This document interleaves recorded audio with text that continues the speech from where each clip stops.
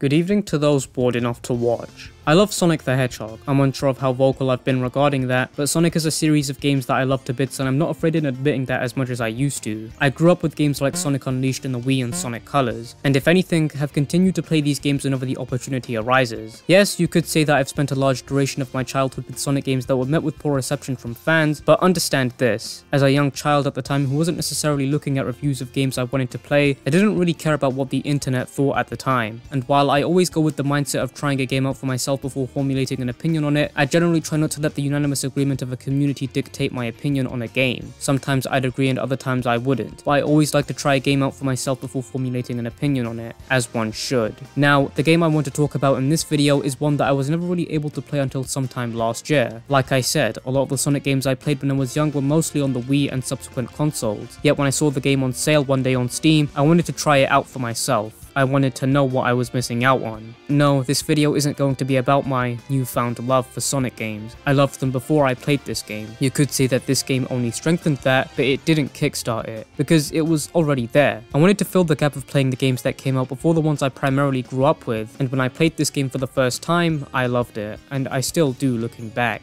In this video, I'm going to be talking about Sonic Adventure, a game that has unfortunately had a lengthy and rocky development story, and I want to discuss that, beginning with Sonic Extreme. As many of us know, during the early 1990s, Sega had become one of the most successful video game companies as a result of the hit that was the Sega Genesis, and its flagship franchise, Sonic the Hedgehog. During this time, the series' co-creator Yuji Naka had worked with the Sega's STI team to create Sonic games in the United States. After the completion of Sonic & Knuckles in 1994, he returned to Japan to work with Sonic Team. With that, the team at Sega's STI were left with American staff, which led to the conceptualization of an experimental Sonic game by the name of Sonic Crackers, which later became Knuckles' Chaotix. That alongside another idea that the head of the STI, Roger Hector, was disapproved by Sega's management as a result of them being disinterested in a Sonic spin-off game. This led to the beginning of the development of Sonic Extreme in 1994. Michael Kosaka was the executive producer and team leader, and the game's designer and CGI artist Sen created animations to pitch the game to Sega executives. As newer consoles in the 32-bit era of gaming were on the way, the game was moved to release to the 32X under the working titles Sonic 32X, Sonic Mars, and Project Mars. All seemed to be going well with Sonic Extreme. Several ideas to both gameplay and design were conceptualized, and it seemed as though this game was going to be smoothly developed with few hiccups along that journey. This is a tangent I would have continued, but in mid-1995, Kosaka had resigned from the project. According to Sen, who stated, "Kosaka and the executive producer Dean Lester were not getting along, and I believe that Michael felt it was his best option to simply remove himself from what he thought was a politically unhealthy environment." Lester had later resigned that same year, and was replaced by Manny Granillo. Wallace, who had worked on the Genesis games, the Ooze and Comics Zone, was placed in charge of Sonic Extreme. Lead programmer Don Goddard was replaced with Olfa Allon, who some staff found difficult to work with, stating that he didn't share his work. As the design had changed significantly as the 32X struggled commercially, development moved to a planned Sega cartridge console that would be powered by Nvidia 3D hardware. This would be able to compete with the upcoming Nintendo 64. Ultimately, development on Sonic Extreme was cancelled, and it was the cancellation that led to the development of Sonic Adventure 1. It was also this that led to the failure of the Sega Saturn, as it was left without an original Sonic game. It's said that Yuji Naka's refusal to let the Sega's STI team use the Knights engine was instrumental to the cancellation of this game. Naka wanted a 3D game, but he thought that such an endeavor should be undertaken by Sonic Team. But due to a lack of Sonic games on the Saturn, it's said that the franchise had already become a part of the background by mid-1997. Astonishing for one that had made its debut just 6 years earlier.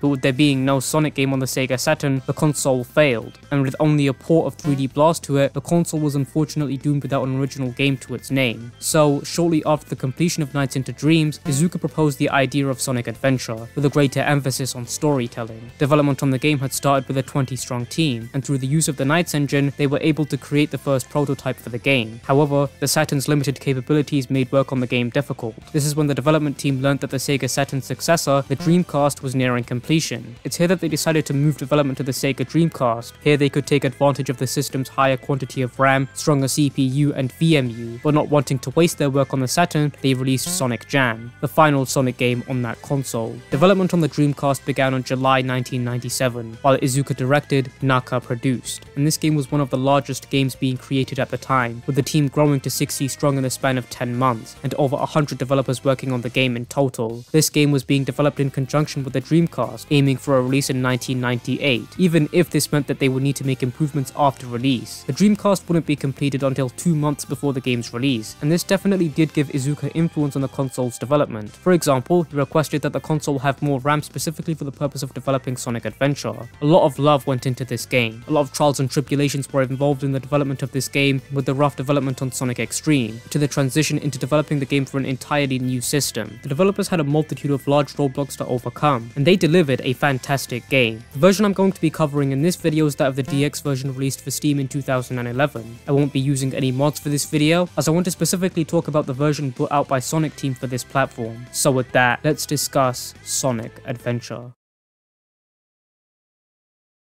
Before I discuss the gameplay and story of this game, I want to give a brief rundown of how the gameplay works. In this game, it's split into 6 different styles of such a thing. For example, Sonic is a faithful recreation of gameplay seen in the Sega Genesis era of games adapted for a 3D plane, with Tails, Knuckles, Amy, Big the Cat, and E102 Gamma having their own gameplay styles of which you can play depending on the respective story you choose to play. The game's story depicts that of the same story being told from different perspectives, with Sonic's being the longest and others varying depending on the character. However, each character goes through their own arc in their stories, something of which I'll get into later. In this video, I'm going to mostly be going over Sonic's story, and briefly discuss the other characters' stories later. So with that, let's discuss the gameplay. The game begins with a night in Station Square. Aside from a helicopter and this mysterious red orb you should keep in the back of your head for now fly through the city, Sonic is roaming, jumping from building to building and overall having a fun time in the city, until he spots a group of police cars driving past. Curious, he follows them. Here, we see a scene of police surrounding a watery figure. Upon opening fire, they retreat as their bullets do no damage. As they clear, Sonic arrives, and this initiates a boss fight against Chaos Zero. Throughout the duration of this game, we'll be fighting him more as his form gradually evolves as we progress. For now, we're fighting Chaos Zero, a fight that's fairly easy. After that though, he makes his escape, and looking from the top of a building, Eggman has something planned, where Sonic sees Tails flying his plane before ultimately crashing it. With that, we go to recover him from the crash site, thus opening up the first stage, Emerald Coast. This stage is definitely a good introductory stage to the gameplay of this game, and it's one that I enjoyed a lot, with there being a lot of branching pathways and items and such that reward you as the player for your exploration of the stages. I want to take this opportunity to discuss Sonic's gameplay specifically. I actually really enjoyed his gameplay. As I said earlier, not only is it a good conversion of Sonic's 2D attributes into 3D, but it's also a good way of introducing new players to the stellar gameplay. In my eyes, this game captures what made the Genesis classics so unique, and at the same time has its own charm. It captures its own identity, and for that reason, Sonic's gameplay was fun overall. The platforming, the flow of the stage and everything else flows seamlessly to create something truly memorable. After the stage, we cut to a conversation between the two. Tails explains that he had found a Chaos Emerald during one of his test flights, and wanted to use it as a power supply for his own stage. With that, he tells Sonic to meet him at his workshop, which is in the Mystic Ruins, because he has something he wants to show him. Once we're at the Mystic Ruins, we run into Eggman, of whom demands the Chaos Emerald, thus initiating a boss fight, which wasn't necessarily very difficult, especially when you can do as I did and just hit him several times consecutively. After the fight, Eggman takes the Chaos Emerald that Tails had, because he apparently had it out for some reason, and summons Chaos once again, telling us that Chaos requires all 7 Chaos Emeralds to reach his full potential, which Eggman intends to use to destroy Station Square. With that, they leave and Sonic and Tails come up with a plan to gain all of the 7 Chaos Emeralds before Eggman does. After using this green key at this section here, we open up the second stage, Windy Valley. This stage was definitely an interesting one that I liked a lot. It contained a lot of memorable moments such as being sucked into a tornado and having to make your way out of such a thing, as well as the level design being fun to play through overall. After this stage, we acquire a Chaos Emerald and return to the Mystic Ruins. Now we head back to Station Square, where we head into the sewers and find the Lightspeed shoes. This will be instrumental for accessing the next stage of the game, so we acquire them and head to the casino area, where we now use the Lightspeed dash to open the casino doors and access the next stage, Casinopolis. This stage is definitely a change of pace to the other ones we've played thus far. The previous stage is focused on speed and level design, whereas this one opts to focus on the gimmick of being in a casino. In this stage, you need to collect rings and deposit them here so that you can gain enough height to reach the emerald. It's definitely a change of pace, as you need to repeatedly go through this area after you play pinball to have a final chance at gaining as many rings as possible to reach it, and I found it to be a welcome change of pace too. While I'm definitely a fan of the style of layout in the previous stages, I liked the layout in this stage because it introduces a gimmick of some kind while simultaneously remaining true to the style of the previous stages. After completing the stage though, Eggman tries to attack Sonic, whom drops the emerald he just got on the ground. Upon trying to collect it, Eggman sprays him with a gas of some kind, end putting Sonic and Tails into a sleep. When they wake up, they find that the emerald was taken, but they still have another. With that, we'll have to search elsewhere to find the other emerald. With that, we gather this ice key and take it to the Mystic Ruins to open the next stage, Ice Cap. This stage, to me, houses one of the most iconic moments in Sonic's story, starting with a calm and collected setting, a cold cavern of which we must make our way through to find the emerald. But once we get to the outside, the music flares up as we're thrown into an action sequence as Sonic snowboards away from a horde of snow falling towards him. I loved this moment of the game, and it seriously captures what makes this game so thrilling to play for me. The speed, the action, and the music among many other aspects of this sequence here seriously is what I appreciate about this stage. Once we collect the emerald, we meet Knuckles outside who tries to attack us, telling us to hand him the emeralds we have, thus initiating a very easy boss fight, which ultimately ends in a stalemate. Eggman arrives once the emeralds are knocked away from Sonic's possession and takes them to feed Chaos, in which now we must fight Chaos 4. We need to stand on these lily pads and always be on the move throughout the fight, as if we don't, we'll drown. Once the fight is over, we see the egg carrier's first appearance. Eggman departs into it, of which Sonic and Tails decide to go and chase after it in the tornado. Once we're in the tornado, we initiate a minigame which sees us shooting incoming enemies sent by Eggman to stop us as we make our way to the egg carrier. This minigame definitely was entertaining. It was short and sweet, and for that reason I definitely did appreciate this brief change of pace. Once we get to the end, we get hit by the egg carrier and fall out of the sky, separating Sonic and Tails. While Sonic lands in Station Square, it's unclear where Tails landed, and it's through here that he decides to go and look for him. However, he runs into Amy, who tags along with Sonic in order to protect a bird that one of Eggman's robots seemed to be after. It's through one of the encounters with them that Amy runs off into Twinkle Park, and Sonic follows in search of her. This stage is definitely very interesting as well, introducing the gimmick of go-karting to get to the main stage. I definitely found it to be very enjoyable, and the main stage equally is so. We complete the stage, but are still yet to find Amy. We find an ID card, which we take to a large metal door next to Twinkle Park to enter the next stage, Speed Highway. This stage is one that was absolutely wonderful to play through. I liked the flow of the level design that this stage possessed, and while it's obviously not exclusive to this stage, I also appreciated the way that this stage depicted the progression of the day, starting while the night is present, but as we reach the end of the stage, the sun is rising as it turns daytime. I liked this progression and detail a lot, and figured it was something worth mentioning. With that though, we complete the stage and find Amy being taken away by the robot that was chasing after her in Twinkle Park. Through here, Sonic cuts it off at the Mystic Ruins. However, before any confrontation is initiated, the egg carrier arrives to take them away. As a result, we venture into the Mystic Ruins further, gain the Lightspeed attack, and unlock the next stage, Red Mountain. This stage sees us starting on a mountain, but as we go further, we ascend into and out of a volcano to ultimately catch up to the egg carrier. When we reach the end of the stage, it seems as though we're too late until Tails arrives, with the new and improved Tornado 2 that will allow for us to successfully land on the egg carrier this time, initiating the second Sky Chase minigame. This iteration of it is definitely a lot more harder and challenging, as this time there's more things being thrown at you as you must either shoot them down or dodge them entirely, with the ending section of the minigame being that of a battle between yourself and the egg carrier,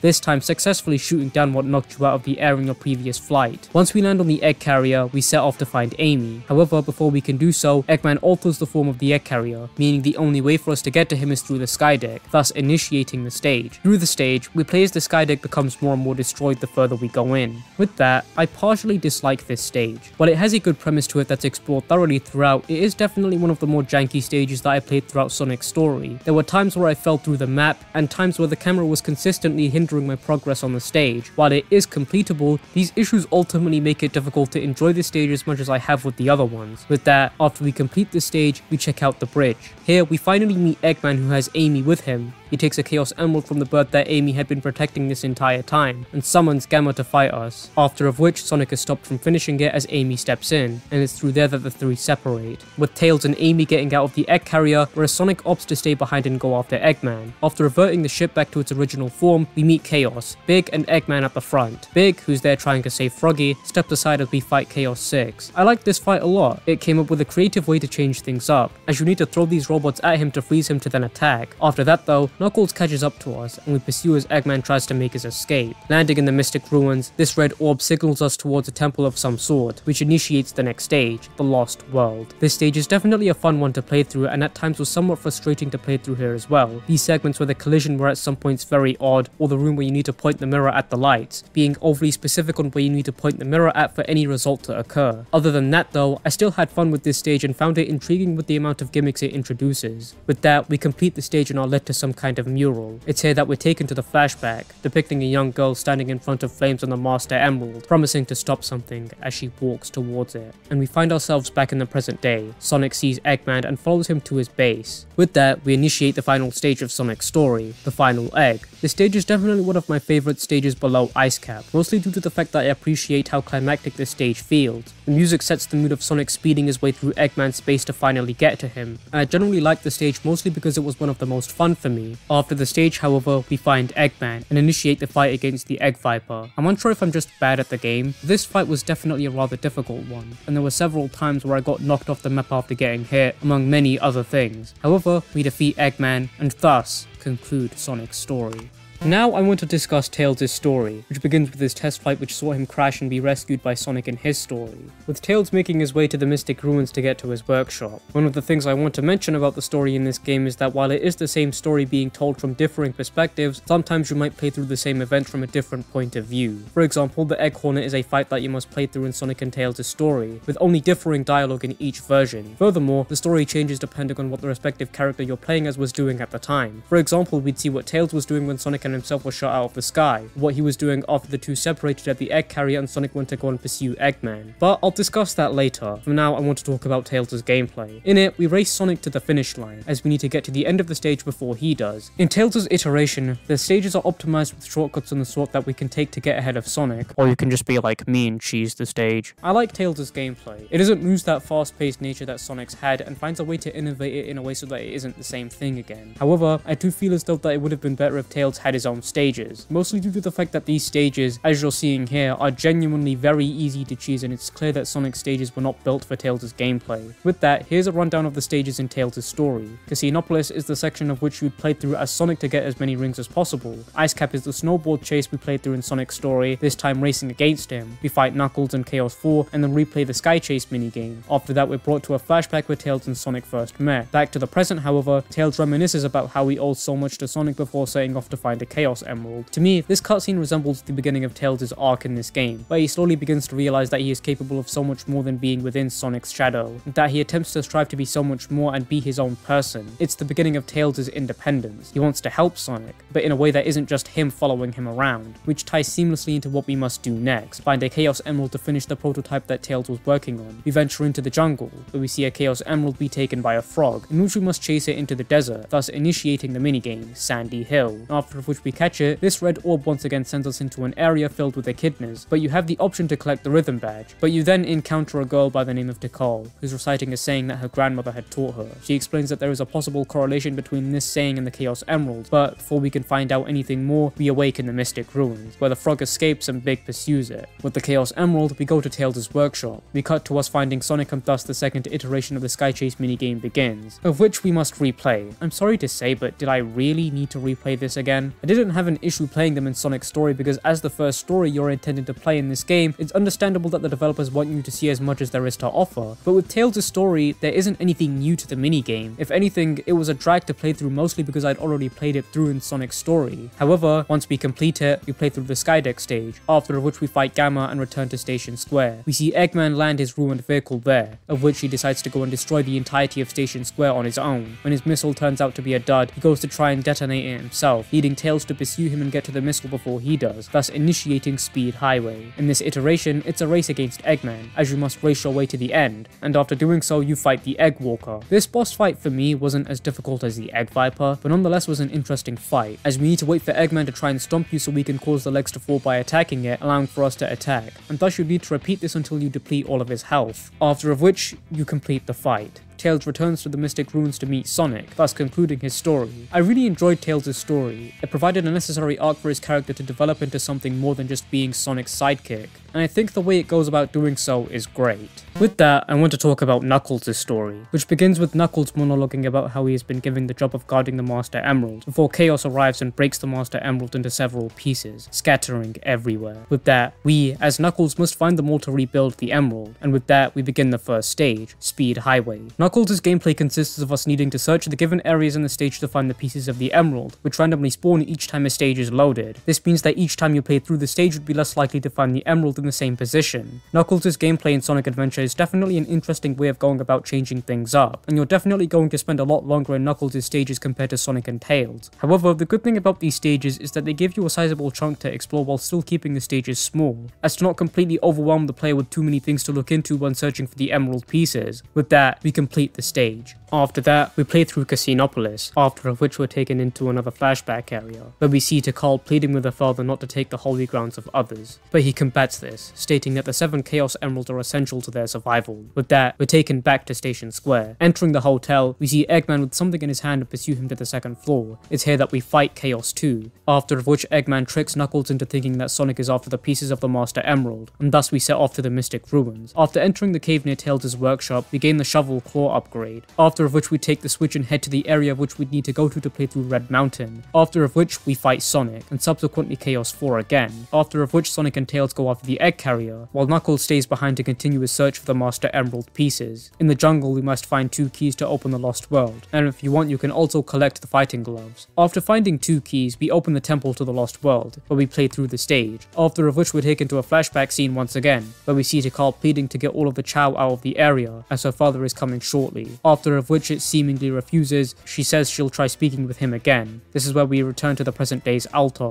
where we put the pieces of the Master Emerald we currently have back together again, and determine the remaining pieces to be on the Egg Carrier. Gamma appears, and it's through here that we decide to follow it to the Egg Carrier. It's here that we play through the sky deck to find the remaining pieces, before we're taken into another flashback scene again, this time witnessing a wrecked altar site, with engulfing flames and an injured Tikal walking up to the Master Emerald. With that, before we can see anything more, we return to the present day, where we catch up to Sonic and Eggman who leave the destroyed Egg Carrier, with now only Knuckles and Chaos 6, thus initiating a fight. This one is slightly different to Sonic's iteration of the fight. Here we need to still freeze it, but we go about doing so differently. However, after the fight, Knuckles returns to the Mystic Ruins to repair the Master Emerald, monologuing about how he doesn't know the full story of why he was given the job of protecting it, but maybe it's better off that way, thus concluding Knuckles' story. Now I want to talk about Amy's story, which begins with Amy seemingly running her normal errands, monologuing about how she misses Sonic being around, before she sees the Egg Carrier tower over Station Square and a bird flies into her. Noticing that it's hurt and that one of Eggman's robots is after it, she decides to protect it, after of which we run into Sonic at the casino area, which is where that interaction with Amy happens in his story, thus leading to the stage in Twinkle Park. With that, Amy's gameplay sees you make your way through a stage while simultaneously trying to escape Eggman's robot, which will chase you throughout numerous parts of the stage. Playing through Amy's iteration of Twinkle Park was an experience that was decent enough for me, but was solid when I got to this part of the stage where the controls randomly invert without warning. It doesn't help that previously in the stage this didn't happen, but randomly does when you get to this area where you see me hugging the wall and slow to a crawl. With that though, we get to the end of the stage. After that, we enter a cutscene where we see ourselves freed from Eggman's grasp by Gamma. After that, we need to make our way through the hot shelter, after of which we're taken to yet another flashback scene, which, at the altar, we see Tikal with the Chow, before she sees something form in the surrounding water, but before she can see anything more, we're taken back to the present day. Once we're out, we trigger a cutscene which sees the emerald being taken from the bird that Amy was protecting. When Gamma arrives and Sonic is about to take him out, Amy steps in and stops Sonic from finishing him, after of which Amy and Tails leave. But before they do, Amy tells Gamma to set himself free, that he doesn't have to work for Eggman anymore. And with that, they leave. After this, we see a monologue from Amy who says that she should be more independent with herself and stop relying on Sonic so much, and it's here that she decides to aid the bird in reuniting with its family. The first place we decide to check out is the final egg, in which we play through a stage. After not finding any sign of his family, we head to the Egg Carrier. There, we find them, but as they get ready to depart, Zero, Eggman's robot, arrives and injures the bird. Enraged, Amy engages in a boss fight with it, after of which, the birds depart once and for all. Seeing this, Amy vows to be more independent, thus ending her story. I liked this story. Sure, playing as Amy was decent at best and other times infuriating, but nonetheless I enjoyed her story, and how, akin to Tails, she becomes something more than what she was initially established as in her debut game, finally becoming more independent and less reliant on Sonic.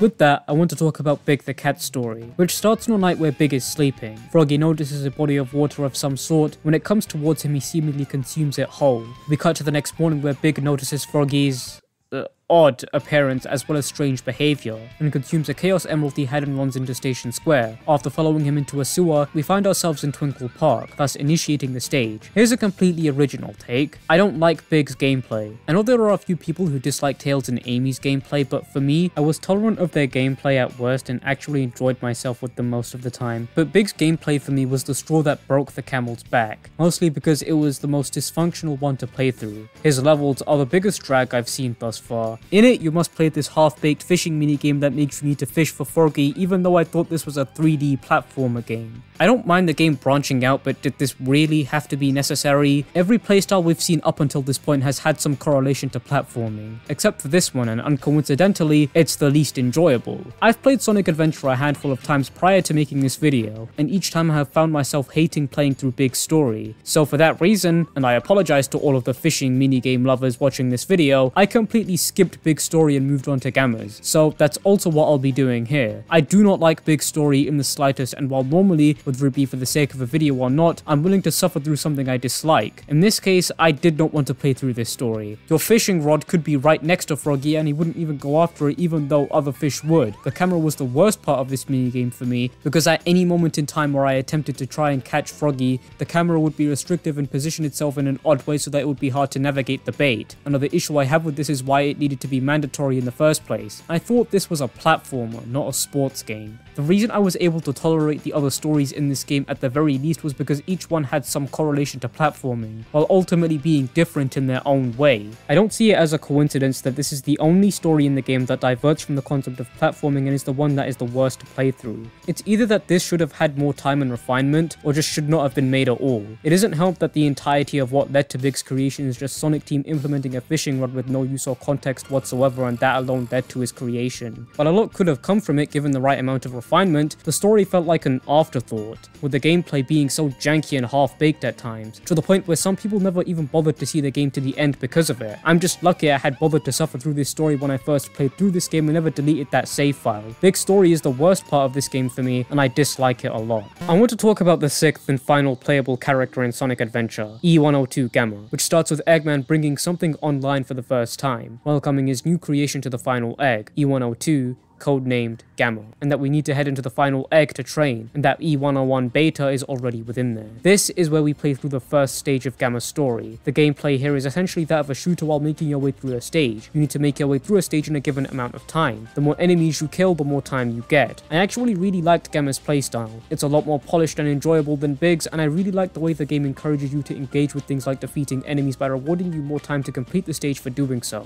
With that, we complete the final egg, and after of which Eggman puts us up against E101 beta, which initiates a boss fight. It isn't anything too difficult, and after we cut to the egg carrier being launched, and with an Eggman giving an order to find and capture a tailed frog, which is also the same frog we're after in Big's story. With that though, we take to Station Square. It's here that we play through the Emerald Coast to catch Froggy. Eggman needs him because Froggy is the one who consumed Chaos's tail as well as a Chaos Emerald. However, once we complete the stage, we're taken to a flashback scene, after Gamma tries to identify his location and, unable to, advances to the altar. It's here that he's stopped by Tikal, who mentions that the singing Chow are protected by a being, and that her father wants to destroy the peace and harmony in the name of harvesting the power of the Master Emerald. Keep this in mind, as it will be important later. With that, we cut back to the egg carrier, where all of Gamma's companions are seemingly kicked off the ship for finding the wrong frog, and it's here that we're given a new assignment. Beyond the door, Amy resides with the bird that has a Chaos Emerald, and it's our job to collect the bird from her. However, we enter the wrong door and bestow our sights upon what Eggman does with our fellow robots when he has no need for them. But we leave, and for now, think nothing of it. We have an interaction with Amy that we saw in her story, failing to get the bird and instead letting the two escape, after of which we're told by Eggman to go to the ammunition room and report to the rear of the ship. So after gaining the jet booster, we fight Sonic. Oddly enough, this iteration of the fight sees Amy stopping us as opposed to stopping Sonic, which is contrary to what we see in Tails and Sonic stories. However, this could be due to the implication that these fights that the characters have with one another in the story end with stalemate.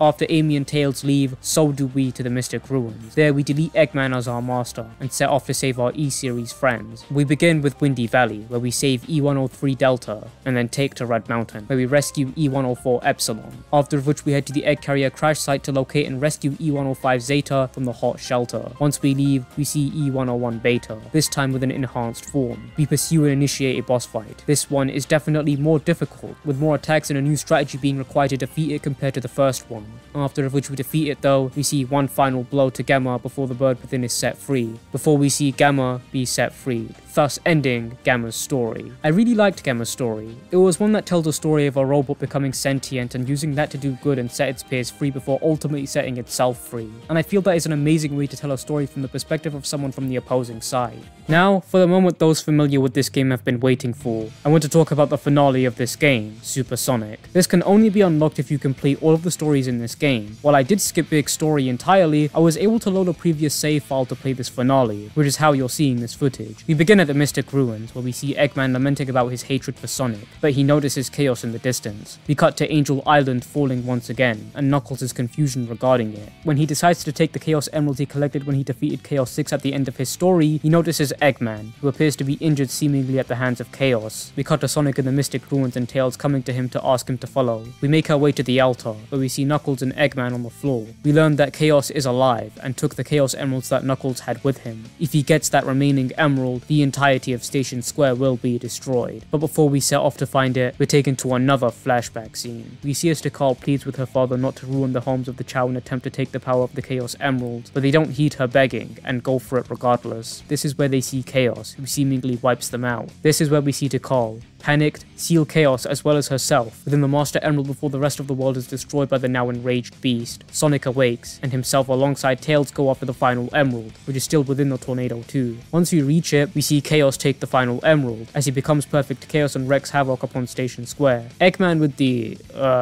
Egg Carrier 2 arrives and gets blasted by Chaos as he discharges the emeralds, using all of the energy from within. Thousands of years ago, the Echidna tribe had attempted to harvest the power of the 7 Chaos Emeralds for themselves, but in doing so, they would potentially kill the life that resided there, the Chow, protected by the being known as Chaos. After pleading over and over not to go through with this plan, Tikal's father went through with it anyway, and an enraged Chaos wiped the Echidna tribe. Tikal, wanting to prevent Chaos from harming the rest of the world due to his rage, sealed him within the Master Emerald, alongside herself. Here in the present day, Eggman, through the discovery of the stone tablets, used the Chaos Emeralds to unleash the true power of Chaos once again in hopes he could conquer and control it. But alas, this backfired. Chaos, who contained his anger within the Master Emerald for thousands of years, only wanted to unleash his wrath upon the world. It's why Tikal wants us to seal him within the Master Emerald once again. But Sonic disagrees. It won't ease Chaos of his anger and anguish, and it's here, through the help of his friends, he harvests the power of the Chaos Emeralds to turn into Super Sonic to neutralize perfect chaos. Because despite being depleted, the Chaos Emeralds have the ability to turn thoughts into power.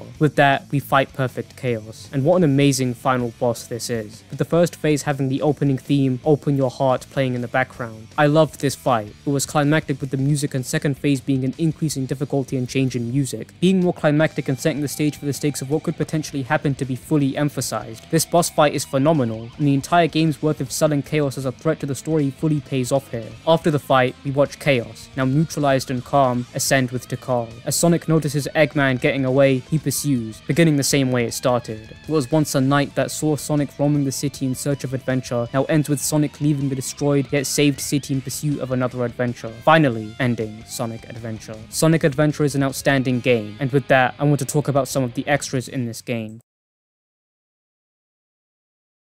As I've made an effort to make clear in this video, I think Sonic Adventure is a fantastic game. It's one that I enjoyed deeply and one that I loved when I played it. The game's storytelling and the way it presents its story in small parts throughout the duration of the game is masterful and an amazing detail. The story and the arcs that the characters go through in this game is also an amazing advancement for what was going to be the game that was the first step into the next era of Sonic at the time. Sonic Adventure is amazing, however, it still has its issues, one that stem from either age or other factors. For example, the port I played, Sonic Adventure DX, has multiple issues such as that of the voice direction being interesting to say the least. At the time this game was being produced, voice direction in video games at the time was definitely at a point where it wasn't as good as it is now, leading to several voice lines in the game coming off as oddly placed or delivered. I'm not going to fault the actors for this, since while the poor direction gave me a chuckle at times, it didn't necessarily bother me as much. There's also the presentation of the cutscenes in the game, any of which that isn't the CG cutscenes in the game use in-engine cutscenes with pre-existing animations from the game, and at times this tends to look odd. There's also the issue of there being long and awkward pauses at times. For example, Knuckles' cutscene here.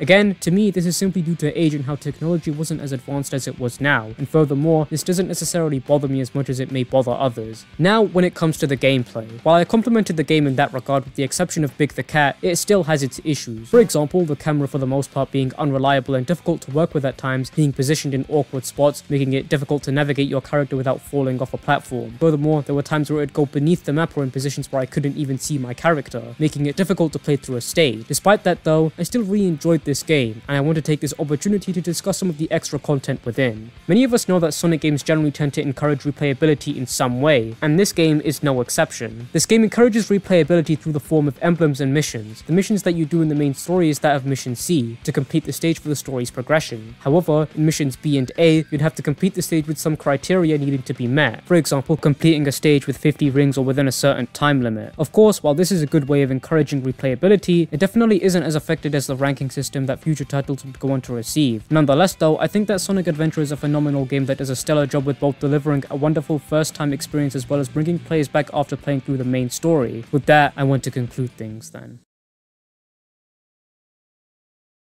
I think that Sonic Adventure is a phenomenal game. Everything from the story, the gameplay and other aspects of this game are outstanding to me, and I enjoy and appreciate this game for its efforts to be something fantastic, because it accomplishes that greatly. To put it simply, I love this game, and while it undeniably has its issues, either stemming from age or sloppy design, I feel as though I'm able to look past that and enjoy this game for what it is and what it's able to accomplish. This game, in a way, played an important role in the franchise of Sonic the Hedgehog and the direction it would take going forward, and in a way, it played an important role to 3D platforming as a whole. It set so many precedents and examples, and it was the foundation for future games in the franchise. Sonic Adventure is amazing. While some areas, such as the visuals and story presentation, are sullied by age, this game is still an enjoyable must-play for those who haven't already. So, if you've yet to play this game, I'd highly recommend doing so. So, there's the video. I hope you all enjoyed it. I'm currently recording this outro before editing begins, so I'm unsure of how long that will take, but as I said in my previous video, I'm aiming to take less longer with this video than I did with my previous one in terms of the gap in uploads. I've been working on this video for a while now, I just had to put it aside entirely to get my previous video over the finish line. If you've made it this far into the video, I just want to say thank you once again. I know this video has been a bit longer, and I am aware of the background noise within, but I appreciate your time taken to watch this video to the end. Thank you, I really appreciate that. My next video should hopefully be a lot smaller than the previous two have been, this one included, but we'll need to see. If you enjoyed this video and want to see more, I have a lot of other analysis videos I've made about games that you can watch if you're interested. If you want to see the games I want to make videos about in the future, you can check the link in the description for a list depicting as such. If you want to follow me, then my socials will be linked in the description, as well as any afterthoughts or messages I may want to add. With that, I haven't really got much else I want to say, so I'll see you all in my next video. I hope you all enjoyed the video, and I wish you all a very pleasant evening.